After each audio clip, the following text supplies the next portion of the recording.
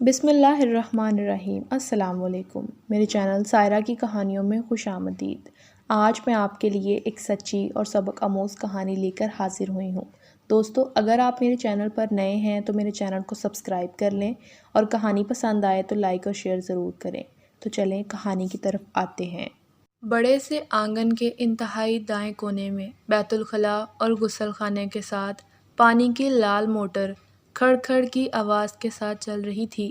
چند منٹوں میں غسل خانے کے اوپر رکھی پانی کی ٹینکی بھر گئی اور پانی گر کے کچے فرش کو گیلا کرنے لگا۔ ان آوازوں سے ایک عجیب سا شور آنگن میں پیدا ہو گیا تھا۔ آنگن کے بیچوں بیچ چارپائی پر بیٹھی حمیرہ کی ابھی سورہ یوسف کی آخری 8 آیتیں رہتی تھی کہ بادل نخواستہ اسے موٹر بند کرنے کے لیے اٹھنا پڑا۔ موٹر بند کرنے کے بعد دوبارہ چارپائی پر وہ آ بیٹھی اور سورہ یوسف کی تلاوت کرنے لگی۔ سورت ختم ہوئی تو حمیرہ نے قرآن پاک بند کر دیا اور پاس رکھے پانی کے گلاس پر پھونک ماری اور گھونٹ گھونٹ کر کے پانی پینے لگی۔ سورہ یوسف کی فضیلت پر اسے پورا یقین تھا، اسی لیے تو اپنے اور احمد کے بیٹے ہونے کی خواہش کا پورا یقین تھا۔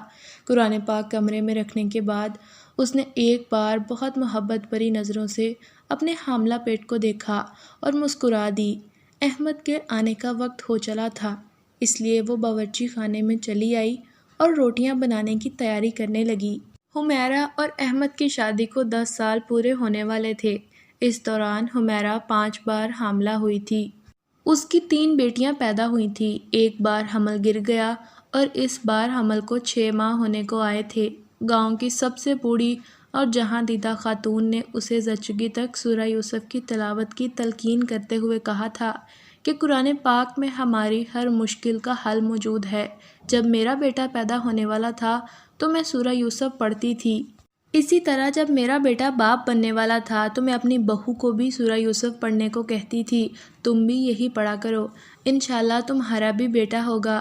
اور جب سے اس بوڑھی خاتون نے یہ تلقین کی تھی تب سے اب تک حمیرہ دل جمی سے سورہ یوسف پڑھ رہی تھی۔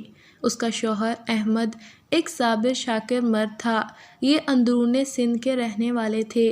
گاؤں کے تمام لوگ احمد کی عزت کرتے تھے۔ 1 مربع کے لگ بھگ زمین احمد کو اپنے والد سے وراثت میں ملی تھی، جس میں گزرتے سالوں کے ساتھ اضافہ ہو رہا تھا۔ حمیرہ سے احمد کی دوسری شادی تھی۔ پہلی بیوی شادی کے کچھ عرصے بعد ہی ہیضے کا شکار ہو کر چل بسی تھی۔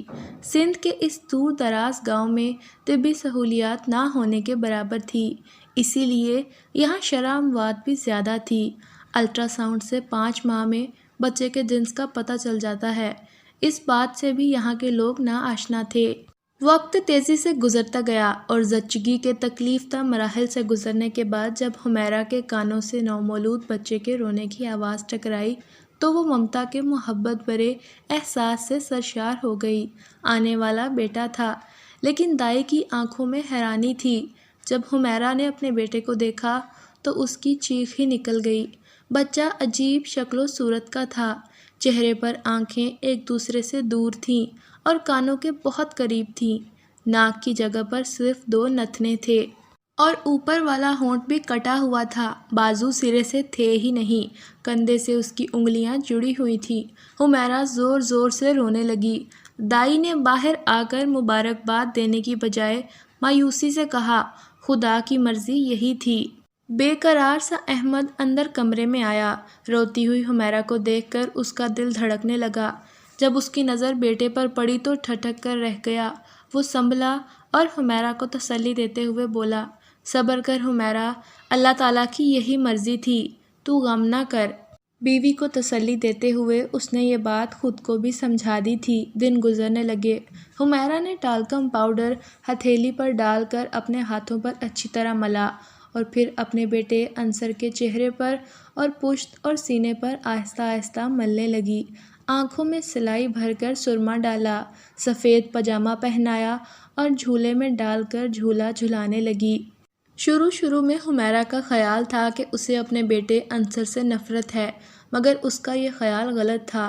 اسے انصر سے محبت تھی، جو ہر گزرتے دن کے ساتھ بڑھتی جا رہی تھی۔ انصر کو دیکھتے ہی اس کی ممتا جاگ گئی تھی اور وہ انصر کو چومنے لگی۔ اب تو اس کو اس بات کی بھی پرواہ نہیں تھی کہ عنصر انسان کا بچہ نہیں لگتا، عنصر اس کا بیٹا ہے، وہ اس کا بیٹا ہے۔ بس یہی خیال حمیرہ کے ذہن کو گھیرے ہوئے تھا، اس کو کچھ اور سوچنے کی فرصت نہ ملتی تھی۔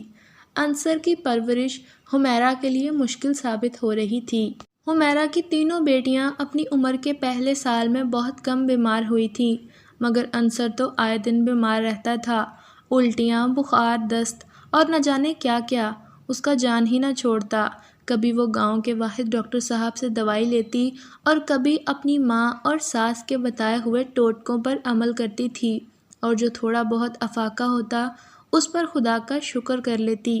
ایک اور بات جو کہ حمیرہ کو وہم میں مبتلا کر دیتی تھی کہ عنصر کی عادات کچھ غیر فطری تھی۔ رونے پر آتا تو پہرو روتا رہتا، ہنسنے لگتا تو پورا پورا دن ہنستا رہتا۔ جب بھی وہ ہنستا تھا حمیرہ کو خوف محسوس ہوتا تھا کہ عنصر کی ہنسی کسی طور پر فطری نہ تھی۔ اس نے اس بات کا ذکر اپنے شوہر سے بھی کیا، اور پھر جب ایک مرتبہ عنصر اکیلا لیٹا ہوا ہنسے جا رہا تھا تب حمیرہ نے اپنے شوہر کو بھی دکھایا تھا۔ احمد نے کچھ دیر ہنستے ہوئے عنصر کو غور سے دیکھا۔ عجیب تو اسے بھی لگا تھا، لیکن اس نے زیادہ توجہ نہ دی تھی۔ نیک بخت، تو کیوں فکر کرتی ہے؟ جیسے ہمارا بیٹا دوسروں سے مختلف ہے، ایسے ہی اس کی عادتیں بھی الگ ہیں۔ حمیرہ کی ساس ذکیہ بیگم ایک سمجھدار اور معمر خاتون تھی۔ عنصر کی عادتیں ان کو بھی پریشان کرتی تھی۔ کافی عرصہ تو وہ کچھ کہنے سے گریزاں رہیں، لیکن ایک دن ان کو کہنا ہی پڑا۔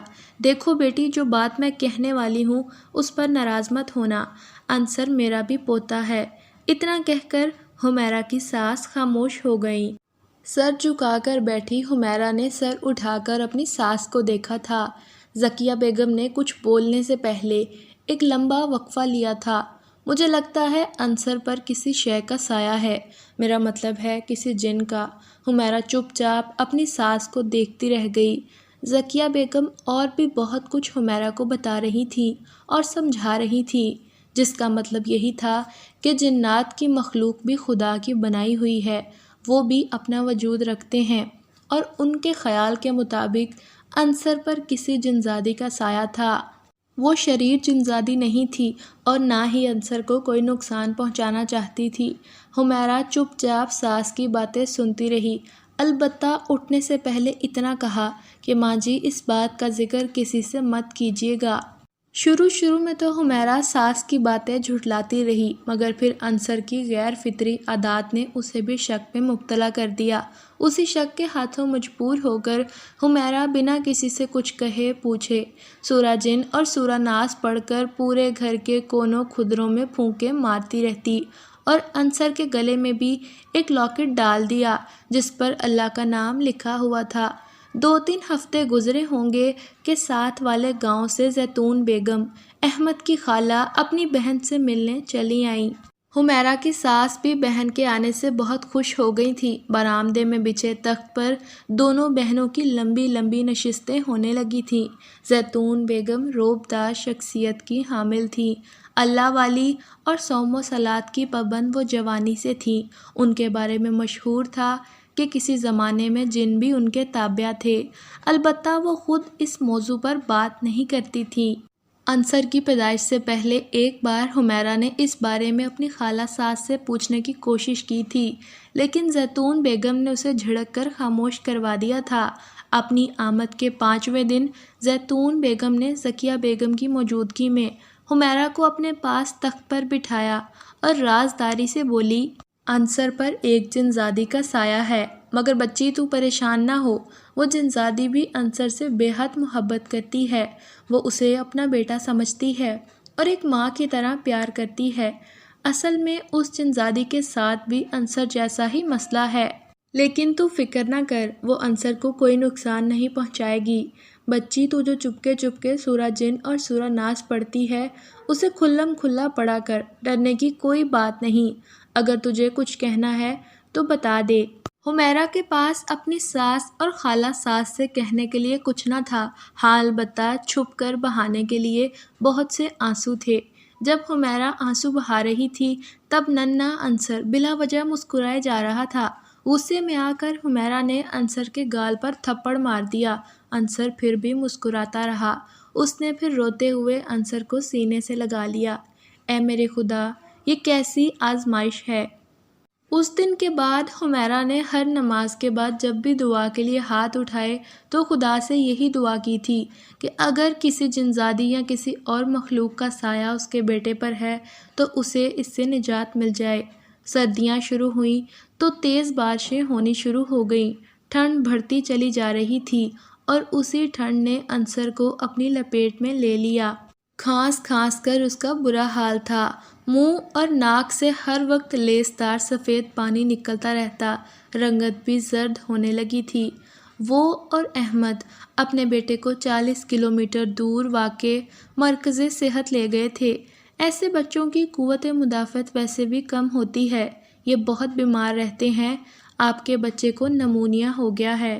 آپ اس کا شہر میں معائنہ ضرور کروائیں، ڈاکٹر صاحب نے ادویات لکھتے ہوئے کہا اور چیک اپ کروانے پر بھی زور دیا۔ مرکز صحت سے نکلتے ہوئے احمد نے دل میں پکا ارادہ کر لیا تھا کہ کل وہ اپنے بیٹے کو ضرور شہر کے ہسپتال لے کر جائے گا۔ ان دونوں کے گھر پہنچتے ہی 2 دن سے رکی ہوئی بارشیں پھر سے شروع ہو گئیں اور ایسی شروع ہوئی کہ بندہ گھر سے نکلنے کے قابل نہ رہا۔ حمیرہ اور احمد بارشوں کے ختم ہونے کا انتظار ہی کرتے رہ گئے۔ بارشیں تو ختم ہو گئی لیکن شہر جانے کی نوبت نہ آئی کیونکہ انصر بارشوں کے ختم ہونے سے پہلے ہی اس دنیا سے چلا گیا تھا۔